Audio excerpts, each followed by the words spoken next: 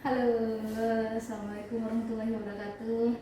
Nama saya Dr. Feni Aliska Larasati Wijaya. Saya bekerja di Rumah Sakit Dikana Kedung Waringin Kabupaten Bekasi. Saya di sini sebagai Kepala Bagian Pelayanan Medis dan Penunjang Medis. Saya juga sebagai seorang mahasiswi di Universitas Respati Indonesia, jurusan Magister Administrasi Rumah Sakit. Pada kesempatan kali ini saya akan menjadi narasumber pada kegiatan bincang sehat yang bertemakan yaitu autoimun atau lebih spesifiknya kita akan membahas tentang sistema lupus erythematosus. Cekidot.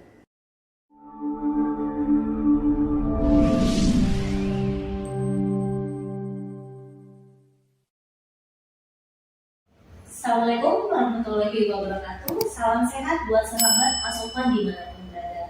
Kembali lagi kita dalam bincang sehat pada pagi hari ini.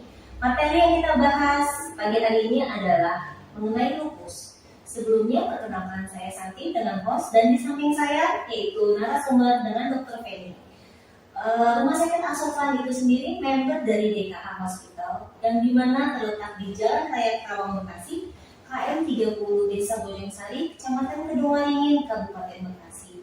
Rumah Sakit Asokan itu sendiri sudah masuk ke tipe C dengan 104 bed yang dimiliki oleh beberapa spesialis, yaitu spesialis penyakit dalam, spesialis kandungan, spesialis bedah, dan spesialis anak.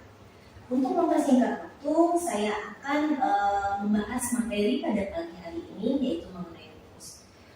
Selamat pagi dokter. Pagi, Santi. Oke, gimana dok? Kabar hari ini sehat? Alhamdulillah. Bagaimana untuk rekan-rekan semua? Mudah-mudahan dalam keadaan sehat ya. Amin, amin.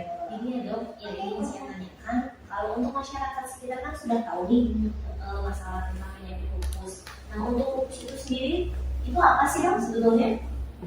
Jadi lupus itu sebenarnya penyakit autoimun, penyakit autoimun yang bersifat kronis atau lama.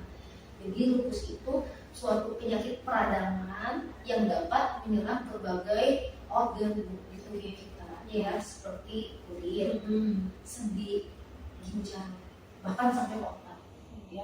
Jadi yang memang diserangnya itu memang sistem imun yang mana pada orang normal seperti kita ya itu sistem imunnya itu menjaga tubuh kita dari infeksi atau cedera. Tapi kalau orang yang sudah terkena lupus, sistem imunnya itu sendiri justru menyerang sel-sel jaringan bahkan organ yang sehat yang tadinya tidak sakit menjadi sakit. Gitu. Berarti cukup mengkhawatirkan juga ya dok Iya, untuk penyakit lupus itu sendiri ya. Oke. Sebenarnya lupus itu sendiri singkatan dari SLE ya, yang Apa kali itu? itu kepanjangan dari sindroma lupus erythematosus. Jadi orang bilang lupus, SLE itu sebenarnya sama.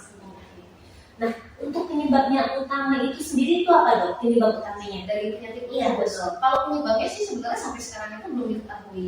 Cuman dari berbagai penelitian penyebabnya itu yang paling pertama itu faktor genetik ya, faktor genetik sama lingkungan. Lingkungan di sini maksudnya bukan cuaca pun enggak, cuman faktor lingkungan itu di sini berupa tingkat stres sih. Makanya lupus itu sebenarnya banyak terjadi pada wanita-wanita reproduktif ya. Gitu. Nah, untuk reproduktif itu harus yang aktif kah atau yang bagaimana? Enggak, jadi kisaran umur di 25 sampai 45 tahun yang belum menopause sebenarnya. Jadi faktor hormon juga sebenarnya di sini juga mempengaruhi sih. Iya, bukan berarti laki-laki di sini tidak bisa terkena lupus enggak. Cuma dari penelitian memang banyaknya lebih ke wanita. Berarti untuk siapa saja yang bisa terkena lupus berarti lebih cenderung ke wanita ya? Benar sekali. Kalau untuk anak-anak itu sendiri bisa? Bisa, karena lupus itu sendiri kan bagiannya ada 4 ya. Bagian-bagian lupus yang salah satunya itu lupus yang terjadi dari lahir, namanya neonatal lupus. Berarti dari sejak lahir bayi pun Bisa. Iya, cuma ada screeningnya lagi nanti. Berarti itu nanti akan di screening Iya, lagi ya? screening bayi sehat. Nah, kalau untuk mendeteksi penyakit lupus itu kapan dok? Kita bisa mendeteksi bahwa oh kita nih kena lupus nih gitu. Oh gitu. Gejalanya Iya, berarti gitu. ya. Nah, kalau gejala itu sendiri sebenarnya banyak banget ya Bu ya. Jadi sebenarnya kayak kita timbul gejala ruam di kaki atau di kulit, di tangan, itu jangan dianggap sepele, bukan berarti cuma oh kemerahan doang ini enggak. Jadi itu gejala dari lupus yang sifatnya menetap ya, bukan berarti sehari dua hari merah-merah terus kita bilang oh ini lupus. Nah, yang sifatnya menetap berulang, diikuti dengan kaku-kaku sendi, diikuti dengan sering mudah lelah, sering ngantuk, lemes, ya ada aktivitasnya jadi berkurang, itu biasanya penyebabnya bisa lupus. Ketika penyakit itu berlangsung lama, tumbuh, nah kita bisa mungkin langsung screening, kita berobat ke spesialis penyakit dalam dulu ya, nanti kita lanjutkan dengan pemeriksaan penunjang yang mengarah ini, oh ini lupus atau enggak, ini screening autoimun atau enggak gitu. Jadi untuk sahabat Asovan yang merasa memiliki gejala-gejala yang disampaikan oleh Dr. Feni, bisa langsung konsultasi ke Rumah Sakit Asovan dengan dokter spesialis penyakit dalam, yaitu dengan Dr. Ari. Oke dok, kita lanjut ya dok ya. Nah, untuk gejala penyakit lupus ini dok, biasanya itu dia tumbuh di anggota tubuh mana saja ya dok? Untuk gejala penyakit lupus itu banyak ya, hampir seluruh anggota tubuh bisa terkena ya. Pertama mulai dari rambut, ya keluhannya rontok. Bukan enggak kita sisir rontok sedikit, itu enggak. Itu ada kriterianya lagi ya. Ketika kita menyisir rambut pakai tangan itu udah rontok satu genggam itu udah lebih baik periksa.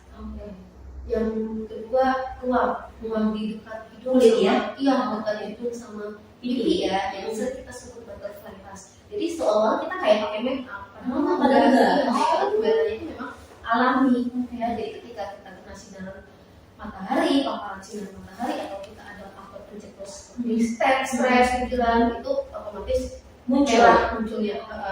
Kemudian kaku sendi itu yang dialami pertama bisa tangan, ya kaku, lutut, pinggul, sampai bahkan rahang. Rahang itu ketika kayak kita krismus, jadi nggak bisa buka mulut, jadi enggak. Bahkan buat nyuap makanan masuk mulut tadi itu udah nggak bisa. Ya, jadi itu harus diwaspadai banget. Selanjutnya, apalagi organ dalam seperti jantung, cemas yang berlebihan, itu juga salah satu penyebab dari lupus. Dari jantung kita ke bawah lagi ginjal, produksi urin, kencing yang sedikit. Jadi memang seluruh organ tubuh dari atas sampai ke bawah bisa diserang oleh lupus. Jadi untuk penyakit lupus itu sendiri, kita bisa kategorikan penyakit yang cukup jahat ya dok ya. Iya, benar sekali. Jadi kita memang harus hati-hati sekali ya untuk sahabat Asovan yang ada di rumah. Nah, kalau untuk penyakit lupus itu sebetulnya bisa sembuh atau ini penyakit yang akan permanen dok, berlaku untuk seumur hidup dok? Kalau sembuh sih enggak Bu, karena memang ini penyakitnya menakut ya, kronis. Jadi kategori sembuh itu sendiri, jadi memang bersifat sementara. Berarti itu obat berlaku seumur hidup ya dok ya? Ya, Seperti penyakit-penyakit lainnya yang mungkin orang-orang tahu itu penyakit gula, penyakit kolesterol, itu kan mereka obatnya seumur hidup saja. karena itu sama-sama dalam satu kategori penyakit kronis sih Bu. Nah, untuk pengobatannya itu sendiri itu seperti apa ya dok ya? Jadi kalau pengobatannya itu sendiri sebenarnya tergantung gejala sih, ya simptomatis, namun tetap ada obat yang untuk sistem imunnya tetap ada. Itu yang harus dikonsumsi setiap hari. Tapi ketika untuk anti nyeri, terus kemudian untuk hormon penumbuh rambut itu sesuai gejala aja. Ketika udah membaik ya berarti di stop itu. Tidak perlu pakai penurunan dosis, nggak perlu. Nah, mungkin sahabat Asovan yang ada di rumah, mungkin dokter bisa menjelaskan nih apa ya namanya saran-saran untuk sahabat-sahabat yang ada di rumah supaya kita nih sebagai masyarakat awam supaya tidak bisa terkena penyakit lupus. Mungkin dokter ada saran-saran mengenai makanan kah atau pola hidup yang seperti apa? Gimana? Kalau dari saya buat saran-sarannya buat sahabat sehat ya. Yang pertama, kita harus bisa mengontrol stres ya. Apabila kita ada stresor yang ada masalah, kita harus bisa mengatasinya dengan cara-cara positif, hal-hal positif. Yang kedua, bagaimana sih pola hidup sehat? Yang pertama mulai dari makanan ya dulunya. Makanan cepat saji itu udah mulai dikurangi karena yang namanya faktor makanan sedikit banyak juga mempengaruhi kesehatan kita. Di luar resiko genetik, faktor yang bisa kita hindari sebaiknya kita hindari. Ya, Oke, cukup jelas ya sahabat Asovan. Jika sahabat Asovan mengalami gejala-gejala yang sudah disampaikan ditemani oleh narasumber kami kita, atau mempunyai gejala lainnya, bisa konsultasi dengan dokter spesialis penyakit dalam kami, yaitu dengan Dr. Ayu Sudibrata, yang dimana jadwal praktek beliau di hari Senin hingga Jumat mulai pukul 15 hingga 17, dan di hari Sabtunya mulai pukul 9 pagi hingga jam 11 siang. Cukup sekian bincang sehat sore hari ini ya dok ya. Terima kasih banyak atas waktunya. Mungkin ke depan kita akan kembali dalam bincang sehat dengan materi yang berbeda dengan sahabat asuhan yang ada di rumah. Cukup sekian dari saya. Wassalamualaikum warahmatullahi wabarakatuh. Dedikasi sepenuh hati.